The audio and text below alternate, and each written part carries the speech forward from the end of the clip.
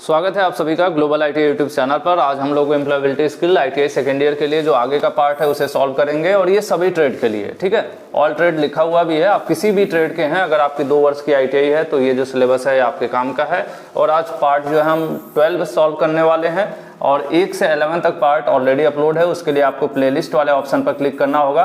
Playlist कहाँ पर मिलेगा? सिंपली आप जब ग्लोबल आईटीआई यूट्यूब में जाइए, ग्लोबल आईटीआई टाइप कीजिए, चैनल का नाम लिखा हुआ लोगो बना हुआ आएगा, उसके ऊपर क्लिक करेंगे तो होम अबाउट इस तरह से वीडियोज वगैरह का ऑप्शन रहता है, तो उसी में आपका प्लेलिस्ट भी होती है। तो प्लेलिस्ट में एम्प्लॉयबिलिटी स्किल सेकेंड ईयर के नाम से प्लेलिस्ट है, उसमें जाइए और बाकी वीडियोज जरूर देखिए, क्योंकि टोटल नहीं देखेंगे तो फायदा नहीं होगा। उसके अलावा पीडीएफ वगैरह आप जो क्वेश्चंस मैं आपको सॉल्व करवा रहा हूँ उसका हिंदी प्लस इंग्लिश में जो पीडीएफ है इस वेबसाइट पर अवेलेबल है।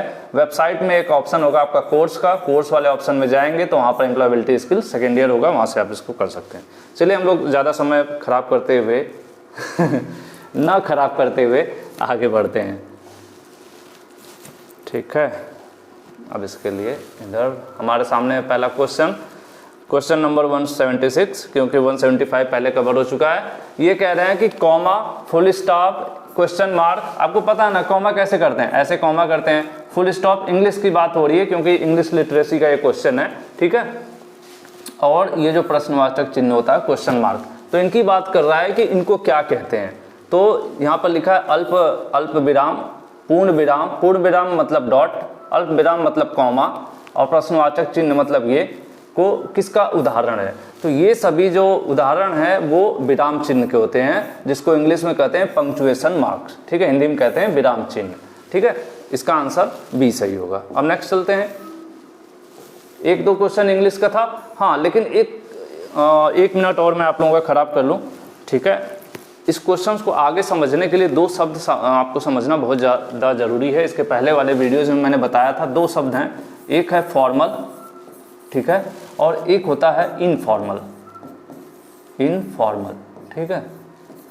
और पोलाइट मतलब होता है, जैसे कुछ लोग जो है बड़ा पोलाइट होकर बात करते हैं, कहते हैं बड़ा पोलाइटली बात किए। पोलाइटली बात करने का मतलब ये होता है कि बड़े प्यार से, मतलब कुछ लोग जैसे आप देखे हो ना कि किसी शॉप पे जाते हो, अगर कार परचेज करने जाते हो तो जो वहाँ पे रिप्रेजेंटेटिव होते हैं, जो कार वगैरह सेल्स रिप्रेजेंटेटिव होते हैं आप कह सकते हैं, तो वो क्या करते हैं, बहुत समझाते हैं, प्यार से आपसे बात करते हैं, ऐसे लगेगा कि आपके सगे रिश्तेदार हो या उससे भी बढ़ के हो, बहुत ही प्यार से आपका वेलकम करते हैं, चाय पिलाते हैं, बातचीत करते हैं, तो उसको पोलाइट होकर बात करना कहते हैं, ठीक है।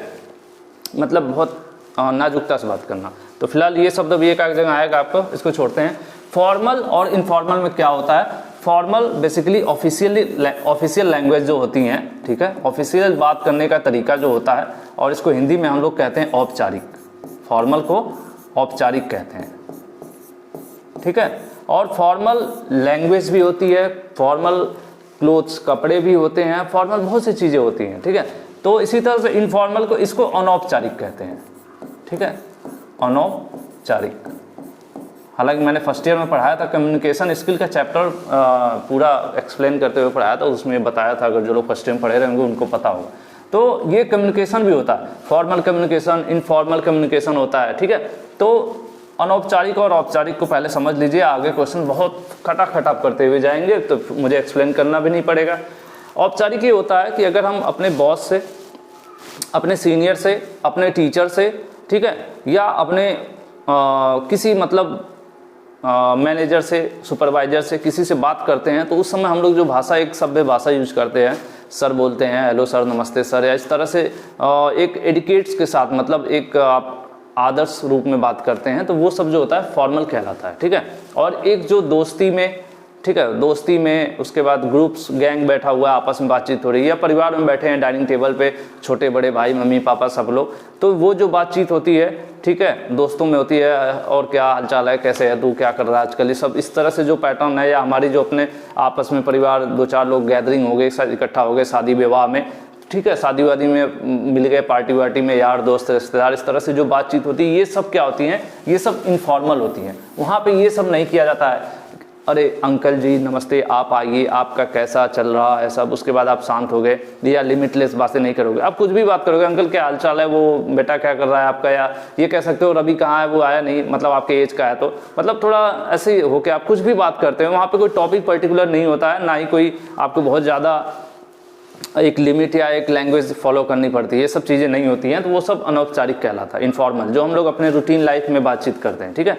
और अपने सुपीरियर से, ऑफिस में, कॉलेज में या वर्किंग प्लेस, ये सब जो जगहें हैं, ऐसी जगहों पर फॉर्मल जो है, फॉर्मल कपड़े, फॉर्मल बातचीत, ये सब चीज़ें यूज की जाती है ना। फॉर्मल कम्युनिकेशन करते हैं हम लोग, और वैसे जो है इनफॉर्मल करते हैं, ठीक है। तो एक चीज़ तो आप ये समझ गए जो आपको आगे आएगा, और एक और था, चलिए अब आगे आएगा तो वो बताऊंगा क्या था, फिलहाल मेरे माइंड से स्किप कर गया। यहाँ पर कह रहे हैं कि आपसे अनुरोध है कि दिए गए कार्य को सोमवार तक पूरा कर लीजिए।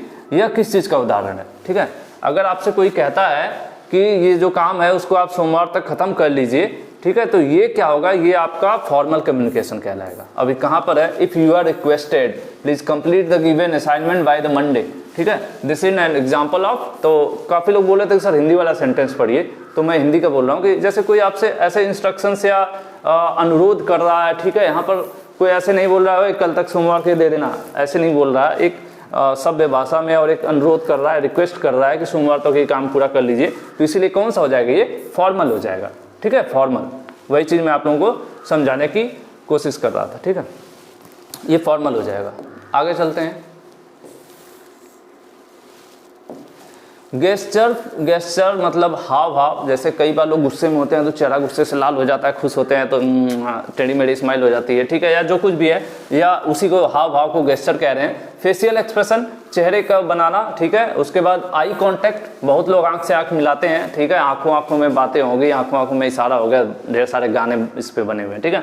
तो होता क्या है कि हम लोग, हाँ इसी चीज़ की मैं बात करने वाला था कि जो कम्युनिकेशन होता है ना, कम्युनिकेशन जनरली जो है दो टाइप का होता है। एक होता है वर्बल, ठीक है, एक होता है वर्बल, और थोड़ा स्पेलिंग मिस्टेक हो जाए तो भाई मैं पहले ही बोला हूँ, मुझे इंग्लिश कम आती है।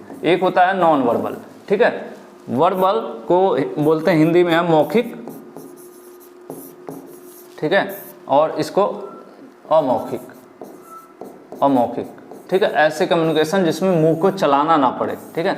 तो वर्बल में कौन कौन से आते हैं, वर्बल में एक तो हम लोग जो बोलते हैं मुंह से, ठीक है, बोलना या लिखना, लिखकर अगर हम किसी को बोलकर या लिखकर कोई चीज़ देते हैं, अगर हम लेटर अगर हम किसी को लिख के देते हैं तो वो भी वर्बल कम्युनिकेशन कहलाता है। आप तो कहोगे यार उसमें तो बोल नहीं रहे, लेकिन अब होता क्या है कि आप लेटर को पढ़ते समय बोलते हैं अंदर अंदर ही सही, ठीक है। तो लिखित रूप से या बोलकर या लिखकर जो कम्युनिकेशन होता है वो वर्बल कम्युनिकेशन कहलाता है, और उसके अलावा जो भी हैं वो सब नॉन वर्बल होते हैं, ठीक है।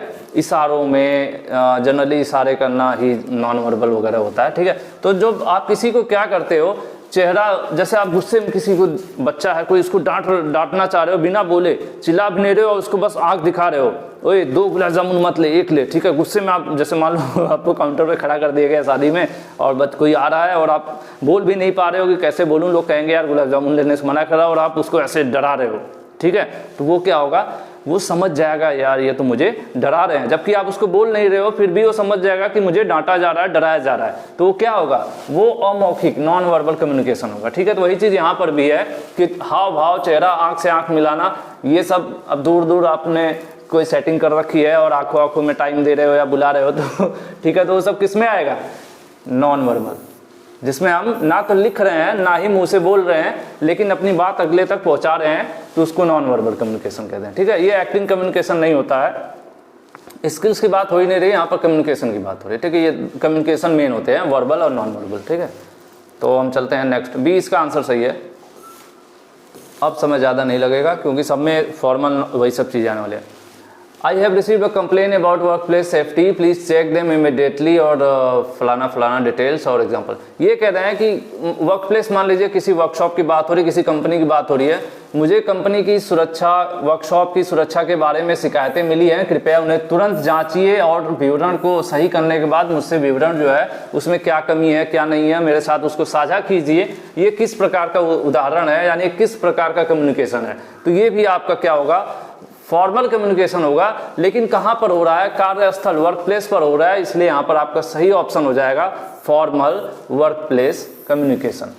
वर्क प्लेस मतलब कंपनी, वर्कशॉप, जो भी है जहाँ पर काम किया जा रहा हो, ठीक है, वहाँ पर ये अगर आप कहते हैं कि मुझे वर्कशॉप की सुरक्षा के बारे में शिकायतें मिली हैं, कृपया उन्हें चेक कीजिए और उसका विवरण मुझे ला के दीजिए, तो ये कैसा कम्युनिकेशन होगा, ये कम्युनिकेशन होगा फॉर्मल। ठीक है, नेक्स्ट चलते हैं।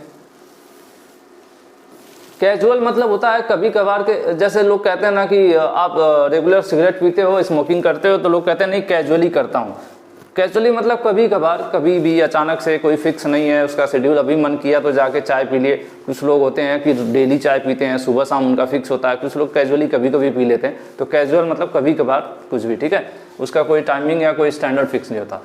ग्रीटिंग मतलब होता है किसी का अभिवादन करना, किसी को हम नमस्ते बोलते हैं या हाय बोल रहे हैं या हेलो बोल रहे हैं, तो ये ग्रीटिंग कहलाता है। ठीक है, तो कह रहे हैं कि ग्रीटिंग हेल्प यू टू, अभिवादन आपको किस में मदद करता है, आपको मदद करता है किस चीज़ में। ये यहाँ पर खाली स्थान है, तो जनरली होता क्या है कि हम किसी से मिल रहे हैं, फॉर्मली मिल रहे हैं या इनफॉर्मली मिल रहे हैं। शादी ब्याह, अगर मान लीजिए ऑफिस में मिल रहे हैं तो फॉर्मल मीटिंग हो गई। शादी वादी में मिल रहे हैं जहाँ पे डांस वांस हो रहा है, मज़े कर रहे हैं लोग वहाँ पर, तो वो इनफॉर्मल मीटिंग हो गई।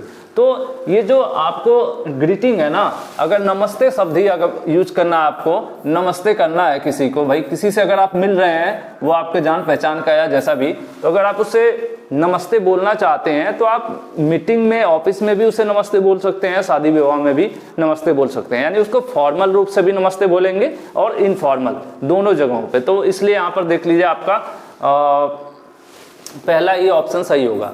किसी ऐसे व्यक्ति के साथ संबंध स्थापित करें, मतलब बातचीत करें, जिससे आप औपचारिक और अनौपचारिक दोनों स्थिति में मिलते हैं। ठीक है, किसी भी, मतलब आप क्या है, कनेक्शन एस्टेब्लिश करने की बात कर रहे हैं, फॉर्मल और इनफॉर्मल दोनों कंडीशन में, दोनों सिचुएशन में जो है आपको क्या कर सकते हैं, आप ग्रीटिंग्स आपकी मदद करता है। किसी से बातचीत की शुरुआत करनी हो तो आप कहोगे ना हेलो सर, ठीक है, अगर आपका सीनियर है तो हेलो सर, या फिर अगर आपके अंकल हैं तो कहेंगे हेलो सर, हेलो सर तो बोलेंगे नहीं, अरे अंकल नमस्ते। ठीक है, तो नमस्ते, हेलो, ये सब क्या है, एक तरह का ग्रीटिंग ही है। तो दोनों स्थिति में ये काम आता है आपको। ठीक है, बातचीत शुरू करने के लिए। अब ऐसे ही किसी के सामने जाके तो तुरंत कुछ बोल नहीं पाओगे, आपको कोई न कोई शब्द तो बोलना पड़ेगा। अब वो छोटा बड़ा है जो भी है उस हिसाब से देख के, तो वही चीज़ है। तो दोनों फॉर्मल इनफॉर्मल दोनों में काम आता है। जब आप ITI के अंदर या बाहर हैं तो अपने टीचर से मिलते हैं, तो ये कौन सा होगा भैया, टीचर है ना, टीचर हमेशा फॉर्मल ही रहेंगे। अब अलग बात है कि आप लोगों की किसी टीचर से दोस्ती हो जाए तो बाहर आप लोग कहीं एक साथ चाय वाय पीते हैं या कुछ शौक एक जैसे होंगे तो एक साथ मौज मस्ती भी करते होंगे, इनफॉर्मल हो जाते हैं, तब फॉर्मल नहीं रहते हैं। क्लास के अंदर उनको सर सर बोलते हैं और काफ़ी रिस्पेक्ट जितनी चाहिए वो देते हैं, लेकिन क्लास के बाहर जब आप उनसे कैंपस के बाहर मिलते हैं तो आपकी दोस्ती है, तो वो रेयर केस होता है। जनरली जो है हमेशा हमेशा हमें अपने टीचर के साथ कैसे रहना पड़ता है, फॉर्मल रहना पड़ता है। ठीक है, नेक्स्ट चलते हैं।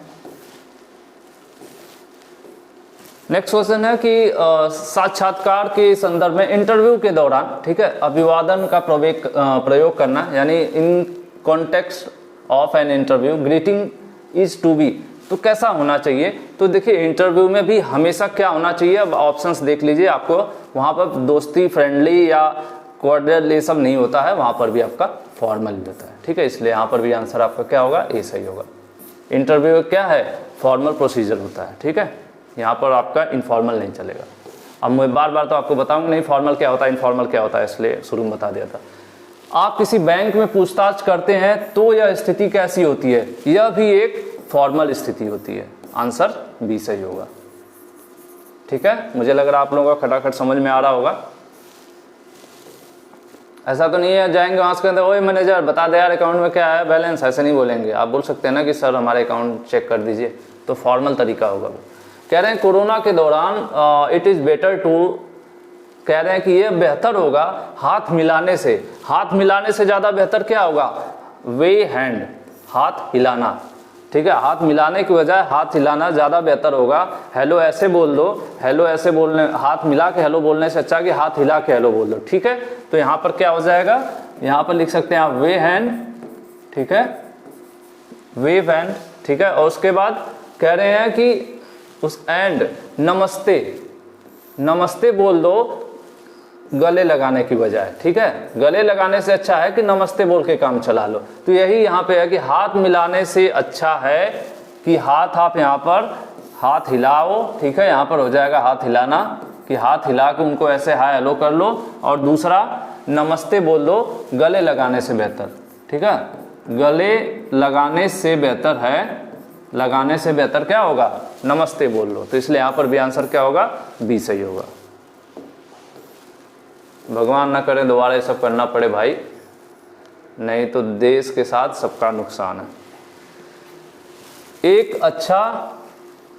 अच्छा पहला प्रभाव बनाने के लिए, देखिए हमें फर्स्ट इंप्रेशन बनानी है तो ठीक है, हमें क्या ज़रूरत पड़ती है। जैसे कहीं भी हम पहली बार किसी से मेरी मीटिंग हो रही है, किसी कंपनी में इंटरव्यू के लिए जा रहा हूँ या किसी से मेरी दोस्ती होनी है, तो मेरी फर्स्ट इंप्रेशन बनेगी कैसे, जो मेरा इंट्रोडक्शन होगा, ठीक है, ना कि मेरे परिवार से या मेरे दोस्त से इंप्रेशन बनेगी। इंप्रेशन बनेगी मेरे इंट्रोडक्शन से, कि मैं अपना इंट्रोडक्शन जिस हिसाब से करूंगा सामने वाले को, जिस हिसाब से मैं अपने बारे में उसको बताऊंगा, उसी हिसाब से वो मेरे बारे में सोचेगा। अगर मैं उससे नॉर्मल इंसान की तरह बात करूंगा तो होगा कि यार काफ़ी अच्छा सुलझा हुआ आदमी था, या दूसरा मैं उसे खूब भौकाल मारूंगा कि अरे मेरा तो 4 यूट्यूब चैनल है, मैं जो है 50 लाख रुपए कमाता हूँ, मेरा ये कॉलेज है, इतनी मेरी प्रॉपर्टी है, ये वो मैं डींगे फेंकूं। तो बाद में मैं जब वहाँ से जाऊँगा तो क्या मेरी कैसी इंप्रेशन बनेगी उसकी निगाह में, वो कहेगा कि अरे यार ये तो फेंकू है, ठीक है। तो वो तो फिलहाल कौन है फेंकू, आप लोगों को पता होगा, पता है कौन फेंकू है तो कमेंट करिएगा, कुछ लोगों को बुरा लगेगा। लेकिन आज स्थिति खराब है, ITI के आधे से ज़्यादा बच्चों के रिजल्ट रुकना, करेक्शन ना होना, 0 नंबर, ये सब किसकी देन है, सबको पता है, लेकिन कोई बोलेगा नहीं। चलिए हम लोग भी नहीं बोलते, आगे बढ़ते हैं। We may have to introduce colleges peers and superiors, कह रहे हैं कि अपने साथ काम करने वाले दोस्तों और अपने जो सीनियर वगैरह हैं उनके साथ अगर परिचय देना पड़ता है, हमें इंट्रोड्यूस करना पड़ता है, तो वो क्या होगा, वो भी आपका फॉर्मल होगा, ठीक है। इसीलिए मैं आपको शुरू में फॉर्मल बता दिया था कि खटाखट हम लोग आगे बढ़ते रहेंगे। चलिए आंसर सी था 186 का। 87 देखते हैं। एक क्विक सेल्फ इंट्रोडक्शन मतलब फास्ट। कई बार क्या होता है कि बहुत ज़्यादा समय नहीं दिया जाता है, बोला जाता है कि शॉर्ट में संक्षिप्त, ठीक है, कम समय में अपने बारे में ज़्यादा से ज़्यादा चीज़ें बता देना ही क्या कहलाता है, क्विक सेल्फ इंट्रोडक्शन कहलाता है। क्योंकि अगर आप बहुत ज़्यादा समय लोगे, सामने वाले के पास समय नहीं होता है। इंटरव्यू लेने वाले कई बार बोलते हैं कि बेटा जल्दी से आप बोलो, तो कई बार हम लोग अपने नाम, पिता का नाम और फलाना यहाँ का वहाँ का हैं, रहने, यही सब बताने में ही हम अपना समय निकाल देते हैं। तब तक सामने वाला बोर हो जाता है, कहता है कि नहीं छोड़ो इसको, ठीक है। आप अपनी क्वालिफिकेशन, एजुकेशन, एक्सपीरियंस बता ही नहीं पाते हैं। तो यहाँ पर इसको जो होता है, ये जो इसको हम कहते हैं कि कम समय में अपना संक्षिप्त विवरण देने वाला जो प्रोसेस होता है उसको एलिवेटर पिच बोला जाता है, ठीक है। ये चीज़ आप देख लेना, गूगल पे ही मैंने सर्च किया था, उसको बोला जाता है एलिवेटर पिच, ठीक है। और जनरली एलिवेटर पिच जो होता है, क्या होता है, इसका जो समय होता है 20 सेकेंड से लेकर 60 सेकेंड के बीच अपना किसी भी मतलब टॉपिक पर आपको बोलना है, ठीक है, या अपना इंट्रो देना है, तो जो भी करना है आपको ये 20 से 60 सेकंड के बीच किया जाता है। मतलब कम से कम 20 सेकंड से ऊपर हो और 60 के अंदर हो, लेकिन कम समय में ज़्यादा से ज़्यादा अपना संक्षिप्त चीज़ें बता देना, ठीक है। तो यही चीज़ होता है कि एक त्वरित स्व परिचय मतलब सेल्फ इंट्रोडक्शन को क्या कहते हैं, तो उसको कहते हैं एलिवेटर पिच, ठीक है। अब नेक्स्ट क्वेश्चन है भाई हमारे सामने। जब देखो पहले यहाँ पे तू आ गया, तुम, ठीक है। जब तुम अपने पिता के साथ किसी मित्र की शादी में उपस्थित हो तो तुम्हें होना चाहिए था यहाँ पे, ठीक है, तुम्हें होना चाहिए था, तुझे भी चलेगा। तुम्हें अपने पिता का अपने मित्र से और अपने मित्र का आपके पिता से परिचय कराना है, तो वो किस तरह की स्थिति होगी, तो वहाँ पे क्या होगा ना, ये इनफॉर्मल हो जाएगा, फॉर्मल नहीं होगा। हालांकि बड़े हैं पिताजी, ठीक है, लेकिन फिर भी वो अनौपचारिक होगा, क्योंकि जो उस समय का माहौल है ना, वो माहौल कैसा है, शादी का है, पार्टी का है। तो शादी और पार्टी में फॉर्मेलिटी यानी फॉर्मल जो है बिहेव नहीं चलता है, वहाँ पे मिक्स रहता है, हम लोग मतलब सब मिक्स चलता है। तो ऐसे में क्या होता है, हम उसको कहेंगे इनफॉर्मल, ठीक है। जो आपका इसका आंसर होगा 188 का सी होगा। उसके बाद नेक्स्ट है, एक विद्युत उपकरण शोरूम में मतलब बिजली के शोरूम में एक ग्राहक विक्रेता के रूप में अगर आप काम कर रहे हैं, और आपका अभिवादन और आपका परिचय आपके पर्यवेक्षक या परीक्षक का होगा, ठीक है।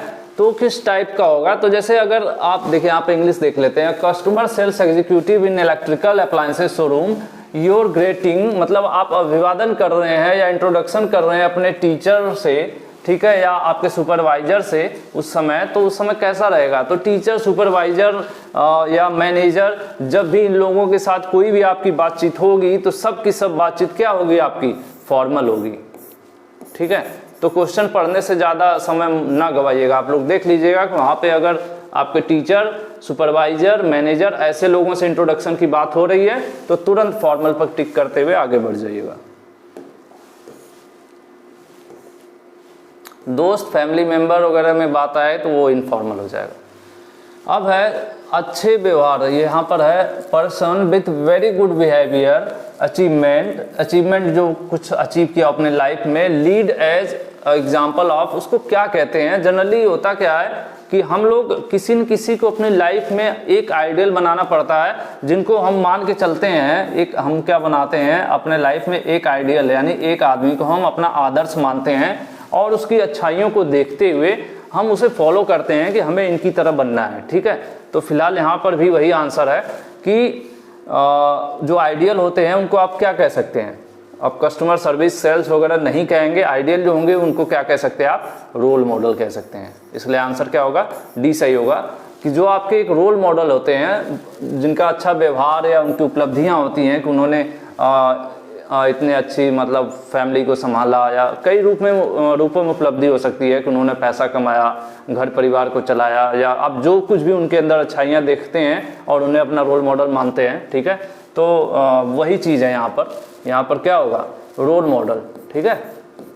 रोल मॉडल बहुत अच्छे व्यवहार, उपलब्धि और उदाहरण के तौर पर नेतृत्व करने वाले व्यक्ति को कहते हैं, ठीक है। ऐसा पर्सन जो क्या है, एक एग्जाम्पल के तौर पे आप लेके चलते हैं कि नहीं इनकी तरह मुझे बनना है, ठीक है। सब लोग अपने लाइफ में किसी न किसी को फॉलो करते हैं, जैसे कि मैं अपने फूफा जी को फॉलो करता हूँ, शायद मैं बहुत बार बोल चुका हूँ।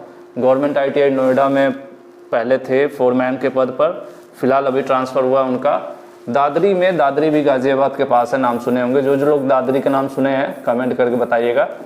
दादरी गवर्नमेंट ITI में है फिलहाल। तो मैं ITI का उन्हीं के वजह से बड़ा मुझे क्रेज़ था कि मैं भी ITI में जॉब करूँगा। उनको मतलब उनको ही मैं मानता था, उनकी चीज़ों को फॉलो करना और कहीं न कहीं उनके कॉन्सेप्ट पे और उनके मेथड्स को फॉलो करना, पीछे चलने की मैंने मतलब उनको एक रोल मॉडल की तरह मैं लेके चलता था। हालांकि वैकेंसी नहीं आई 2015 के बाद से, मैं ट्राई नहीं कर पाया कि यहाँ तक पहुँच पाऊँ। तो फिलहाल आप लोगों के साथ में हूँ और अब तो उम्मीद ही नहीं है। चलिए इस क्वेश्चन में देखते हैं कि role model people to follow them, ठीक है। रोल मॉडल को लोग अनुसरण करते हैं, तो रोल मॉडल का क्या अनुसरण करते हैं, ठीक है। तो रोल मॉडल जो है हमेशा क्या करते हैं, इंस्पायर करते हैं, हमें प्रेरित करते हैं कि हम भी आगे बढ़ें, हम भी कुछ करें, ठीक है। रोल मॉडल इंस्पायर पीपल्स, ठीक है। रोल मॉडल क्या करते हैं, लोगों को प्रेरित करते हैं कि जो है आप लोग उनका अनुसरण कीजिए और उनके हिसाब से जैसे वो अपनी लाइफ में अचीवमेंट्स किए हैं, आगे बढ़े हैं, आप भी बढ़ सकते हैं, ठीक है। तो यहाँ पर इंस्पायर होगा। रोल मॉडल हमेशा आपको क्या करते हैं, इंस्पायर करते हैं, प्रेरित करते हैं। नेक्स्ट देखते हैं, यहाँ पर आपका फिर रोल मॉडल से ही रिलेटेड है। Role model inspire people to follow them though they have weakness होगा वहाँ पर, ठीक है, weakness and have met failure. जैसे होता क्या है कि अगर कोई अपनी कमजोरियों की वजह से, वीकनेस की वजह से लाइफ में फेल होता है, ठीक है, उसके आगे हैव है, ठीक है, एंड हैव मेट फेल्योर, ठीक है। तो रोल मॉडल क्या करते हैं, ऐसे लोगों को इंस्पायर करते हैं, ठीक है। रोल मॉडल लोगों को उनका अनुसरण करने के लिए प्रेरित करते हैं, हालांकि अगर वो कमजोरियों, ठीक है, कमजोरियों और असफलताओं से मिले हैं। मतलब इसका कहने का मतलब ये है कि अगर आप अपनी कमजोरियों की वजह से, यानी आप पढ़ने में वीक हैं, उसकी वजह से फेल हो जा रहे हैं, फिर भी ऐसी कंडीशन में क्या होगा, आपके जो रोल मॉडल होंगे वो आपको इंस्पायर करेंगे कि नहीं तुम टेंशन मत लो, लाइफ है, तुम दोबारा पढ़ो, फिर से पेपर दो, फिर से मेहनत करो और तुम पास हो जाओगे, ठीक है। तो यही कॉन्सेप्ट यहाँ पर है। तो यहाँ पर आपका आंसर क्या होगा, सी सही होगा, ठीक है, वीकनेस एंड फेल्योर्स। नेक्स्ट है human being are by nature. देखिए कोई भी परफेक्ट नहीं होता है, ठीक है।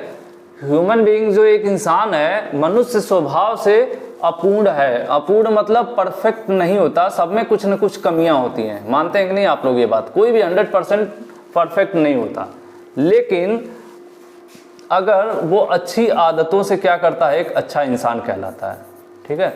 अच्छी आदतों से वो एक बेहतर इंसान बनता है, ठीक है। तो यही चीज़ है यहाँ पर। तो यहाँ पर आप देख लीजिए, ये हो जाएगा सी वाला जो है उसका आंसर राइट हो जाएगा कि मनुष्य स्वभाव से अपूर्ण होता है, यानी कि पूरा परफेक्ट नहीं होता, इम्परफेक्ट होता है, लेकिन गुड हैबिट्स जो हैं उसे क्या करती है, कल्टिवेटेड मतलब यहाँ पर है कि खेती करने का यहाँ पे कॉन्सेप्ट नहीं आएगा कि जो गुड हैबिट्स हैं उनकी वजह से, वो अच्छे काम करने की वजह से एक अच्छा इंसान बन सकता है, ठीक है। तो ये यहाँ पर सी आपका आंसर सही हो जाएगा। सेट ऑफ इम्परफेक्शन, परफेक्ट रहता तो अच्छी बात है, लेकिन इम लगा हुआ है, इम्परफेक्ट मतलब अपूर्ण लिखा हुआ है। जिसके पास सेट ऑफ ढेर सारी कमियां हो तो ऐसे पर्सन को क्या कहते हैं, यहीं पर यहाँ पर शायद है। तो व्यक्ति में अपूर्णताओं के समुच्चय को क्या कहते हैं? जिसके अंदर ढेर सारी कमियां हो तो उसको क्या कहेंगे? तो वो उसकी जो कमियां हैं उसको ताकत नहीं है, उसको वीकनेस कहेंगे, ठीक है। इसका आंसर क्या होगा आपका? डी आंसर सही होगा। ढेर सारी जो कमियां हैं उन कमियों को क्या कहते हैं? उस इंसान की क्या कहते हैं? उस इंसान की वीकनेस कहते हैं। वीकनेस मतलब कमजोरी कहते हैं, उसकी कमजोरियां कहते हैं। भाई जो कमियां हैं वही तो उसकी कमजोरियां हैं। Next, strength of a role model get while weakness get not, ठीक है। देखिए जो हम रोल मॉडल्स हैं हमें उनकी हमेशा अच्छाइयों को नोटिस करना चाहिए, देखना चाहिए कि उन्होंने लाइफ में क्या अचीव किया, कितना फेल हुए वो नहीं देखना चाहिए, ठीक है। अब ऐसा ना हो कि मैं जिनको रोल मॉडल मानता हूं तो कुछ लोग कहेंगे कि अरे क्या कर लिए लाइफ में, ठीक है। लेकिन कुछ उसमें बहुत से ऐसे भी लोग होंगे कहेंगे हाँ। तो मेन मतलब इस सेंटेंस का मतलब यही है कि जो रोल मॉडल है उसकी जो स्ट्रेंथ है ना, आपको हमेशा उसको देखना चाहिए, ठीक है। अब यहाँ पर हम लोग आंसर देखते हैं, पहला इसका आंसर सही होगा, ठीक है, कि हमेशा रोल मॉडल गेट नोटिस्ड, ठीक है। यहाँ पर हो जाएगा नोटिस्ड, देखा भी जाता है, लोग देखते भी हैं। उनके किसको देखते हैं? रोल मॉडल के हमेशा लोग स्ट्रेंथ, उनकी उपलब्धियां को, उनकी जो स्ट्रेंथ है, उनकी शक्तियां हैं, क्षमताओं को देखते हैं। हालांकि अननोटिस्ड मतलब वीकनेस जो है उनको अननोटिस कर दिया जाता है, देखा नहीं जाता है और देखना भी नहीं चाहिए। कमजोरियों को हमें नहीं देखना चाहिए, हमें उनकी अच्छाइयों को देखनी चाहिए, ठीक है। तो यहाँ पर फिलहाल आपका आंसर क्या है कि रोल मॉडल की ताकत पर ध्यान देना चाहिए, ठीक है, ध्यान दिया जाना चाहिए, ठीक है, दिया जाना चाहिए, और कमजोरियों को ध्यान नहीं देना चाहिए, ठीक है। इसको ध्यान नहीं देना चाहिए, इसको इग्नोर करना चाहिए, ठीक है। तो इसलिए यहाँ पर आंसर आपका ए सही हो जाएगा। बाकी पीडीएफ आप डाउनलोड कर लीजिएगा वेबसाइट से, और यहाँ पर और भी पीडीएफ है अदर सब्जेक्ट्स के, तो उनको भी ज़रूर डाउनलोड करके पढ़ते रहिए। बाकी जो क्लासेज हैं कैसी लगी कमेंट करके बताइएगा, तो हमें भी खुशी होती है, ठीक है। बाकी वीडियो डिस्क्रिप्शन में और भी सब्जेक्ट के जो लिंक वगैरह हैं दिए गए हैं। आज की वीडियो में इतना है, इसके आगे क्वेश्चन जो है मैं नेक्स्ट वीडियो में लेकर आऊँगा। और वीडियो पसंद आई हो तो लाइक कर दीजिएगा। Thank you.